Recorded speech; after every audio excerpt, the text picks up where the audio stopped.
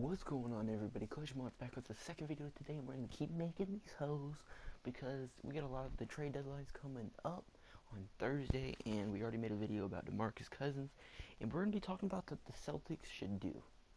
As you see on my screen, I got Blake Griffin over here, and it seems right now Blake Griffin's the only option the Celtics have to trade for as like a third guy with Isaiah Thomas and Al Horford and Blake Griffin.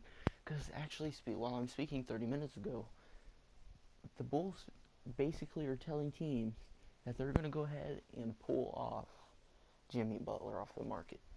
Nothing seems to go right. The Celtics are not willing to give up their Nets first-round pick, which right now is the money pick right now, the number one.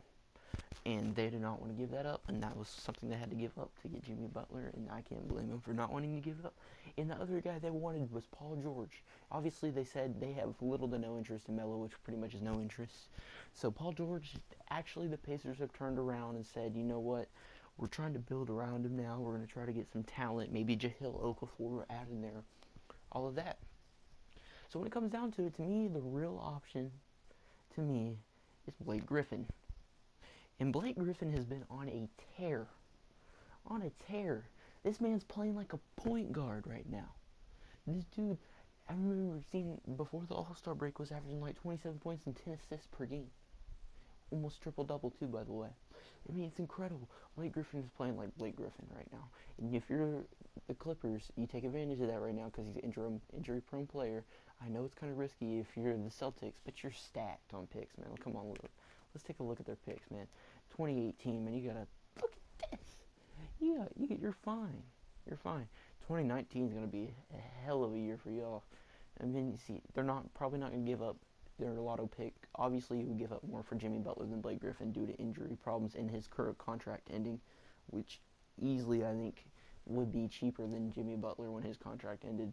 Blake Griffin's been injury prone. He has shown he has some off-court problems by punching his friends and stuff, you know what I'm saying? But like, I like Blake Griffin. I think Blake Griffin can get it all settled down.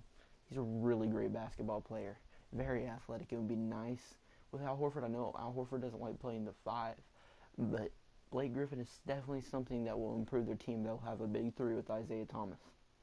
I know you got to get rid of some picks, Crowder, maybe even another player, but you got Marcus Smart that can step up in there, and you have Avery Bradley. Man, you got a great squad.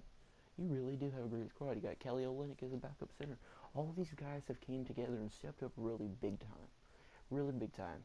And that, yeah. Tell me what y'all think in the comments. Do y'all think Blake Griffin's the guy? Obviously, Jimmy Butler's going to be off the market, it seems like, due to reports from CBS. And Paul George, it looks like they're trying to build around. We don't know if that's 100% sure yet. If they can't find any deals, maybe they will deal him away and go ahead and start selling. But yeah, that's what it's looking like right now, that Blake Griffin is the clear favorite to pick. They discussed already. They haven't been able to agree on anything. But this is the number one option. This is my second video of the day, and we're probably going to make a third, maybe a fourth, maybe a fifth. Alright, guys. Peace. PlayStation